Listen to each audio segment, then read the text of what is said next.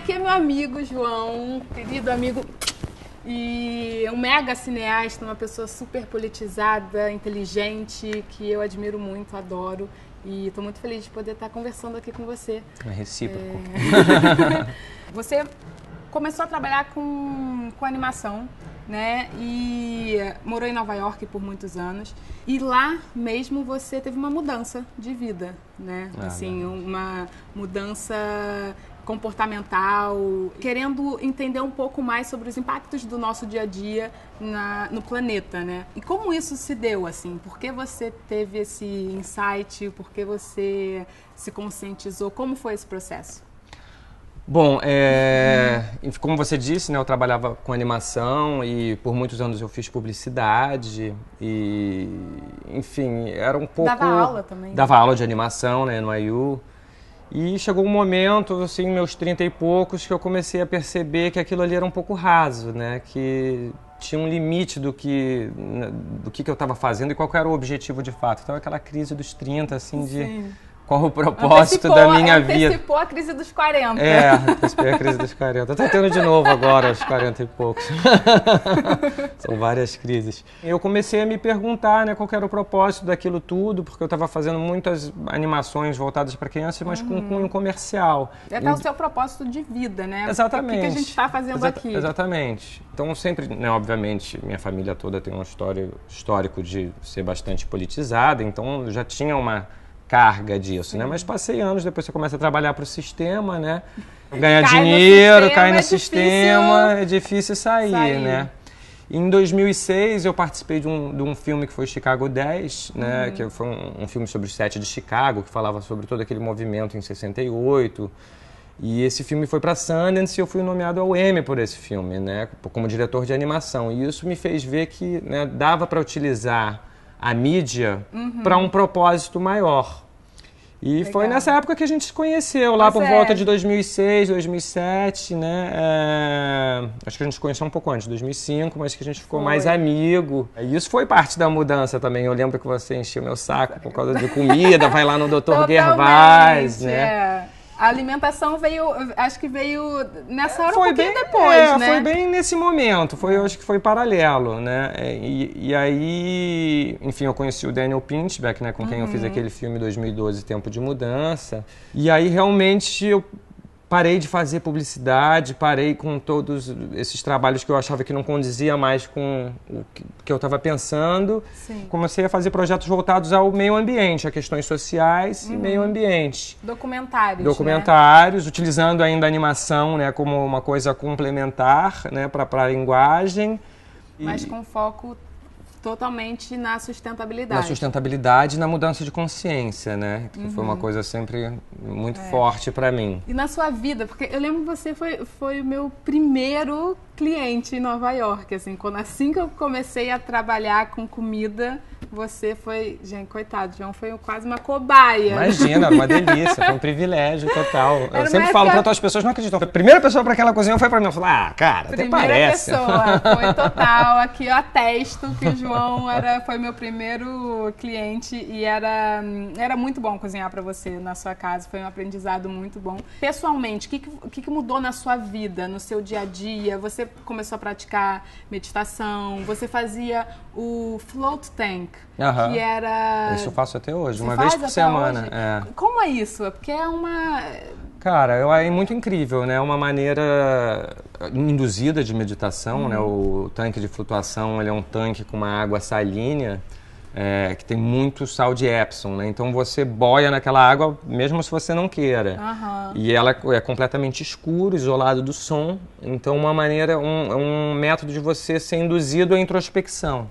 Olha, né? É como muito se tivesse, bacana. Talvez, você nunca fez? Nunca fiz. Eu recomendo. Pode fazer até grávida. Olha, porque deve remeter ao útero, né? Remete. Muita gente fala que é a volta ao útero, né? Que as primeiras vezes, assim, bom, eu acho incrível até hoje, mas a primeira vez foi uma experiência, assim, transcendental mesmo. equiparável a experiências psicodélicas, assim, eu diria, assim, de você realmente entrar... Transcender. Muito legal. O float foi uma das coisas que me ajudou nessa mudança, né, de buscar, né, uma coisa mais... me acalmar um pouco, você sabe que eu sou muito nervosinho.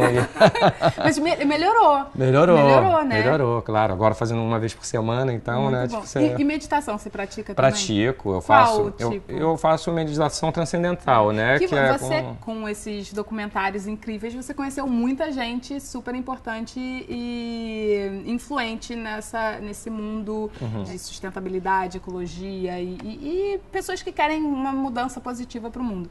Você conheceu o David Lynch, que é um dos maiores propagadores, assim, digamos, da meditação transcendental. Foi com ele que você... Foi ele que me influenciou nessa direção, né? Com certeza. Depois de entrevistar ele, eu busquei saber sobre a meditação transcendental, que na verdade é uma meditação com um mantra silencioso, né? Nada mais é do que isso. Você pode ir lá, se quiser pagar o preço que custa, $2.000, mas basicamente é uma meditação com um mantra silencioso que você faz na cabeça e aí você vai repetindo o mantra, esvazia a cabeça...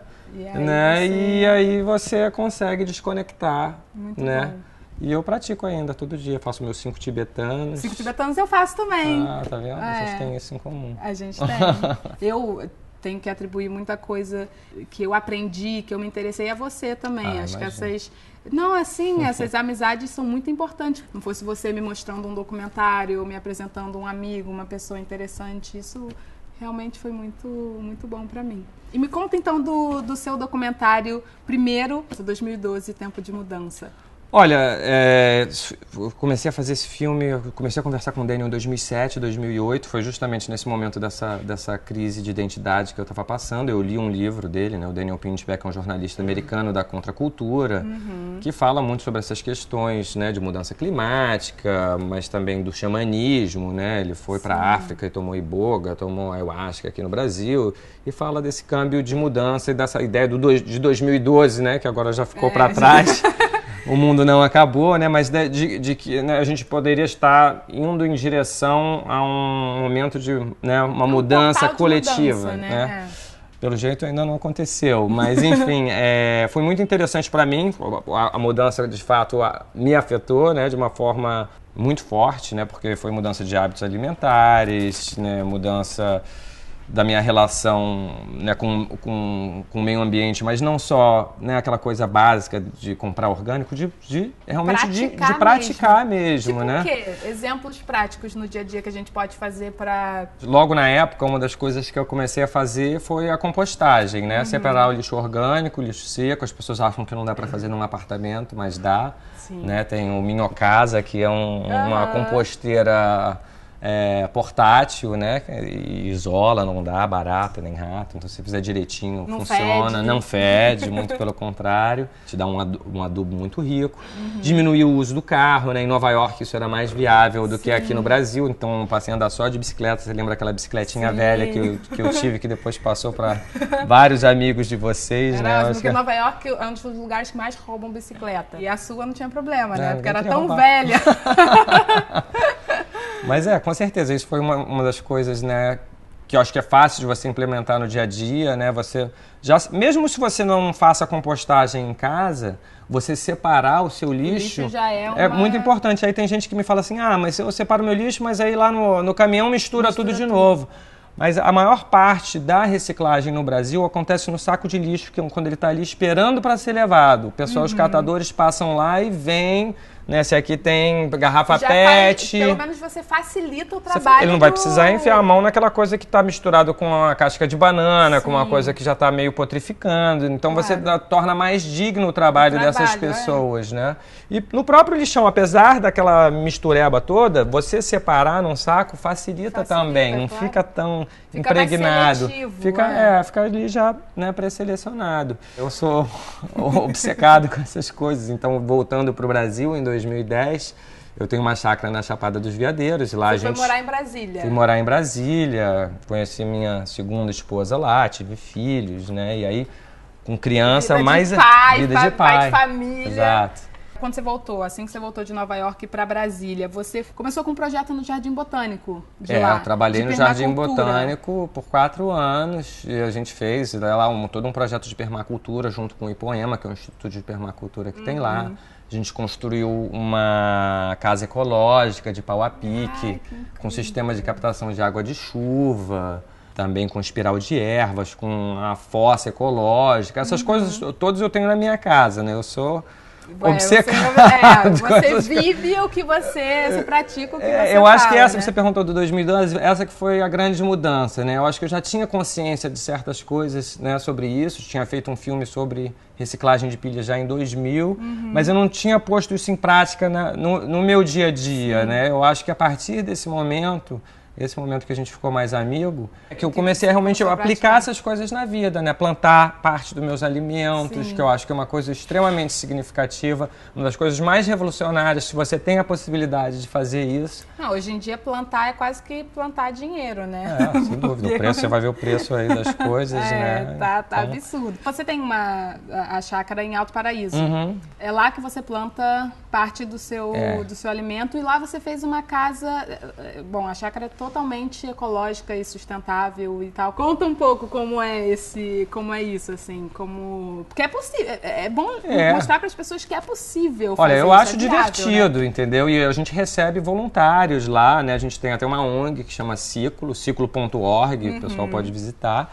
E a gente recebe voluntários do mundo todo para trabalhar lá e conhecer. Tem um projeto de permacultura no qual a gente tem a bioconstrução, então toda a construção é feita com materiais locais, seja adobe, super adobe, com pedra local que é o toar. A gente experimentou com vários tipos de construção. O tratamento de esgoto também, a gente trata o nosso próprio esgoto. A gente tem uma bacia de evapotranspiração. Como subproduto do tratamento de esgoto, produz bananas, né? As pessoas falam, mas essa banana dá para comer? A melhor banana é dar o ano todo durante a seca, né? Então... Tanto essa bacia de evapotranspiração quanto um banheiro seco também, que aí é maior, né, para quando a gente recebe muitas pessoas, né, cursos e tal, tem um banheiro seco.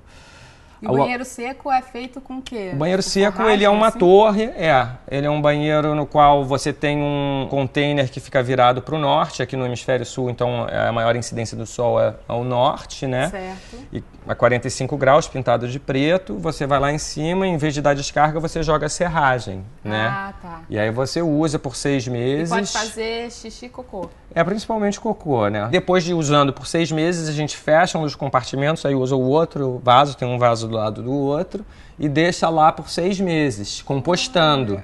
E depois de 6 meses, aquilo ali é adubo. Na verdade, a gente faz um processo ainda adicional, que é o minhocário. Que depois a gente pega aquilo e põe no minhocário, as minhocas acabam de digerir, existe a completa eliminação de qualquer tipo de patógeno, é um adubo classe A, assim. Enfim, você transforma o que era um problema numa solução.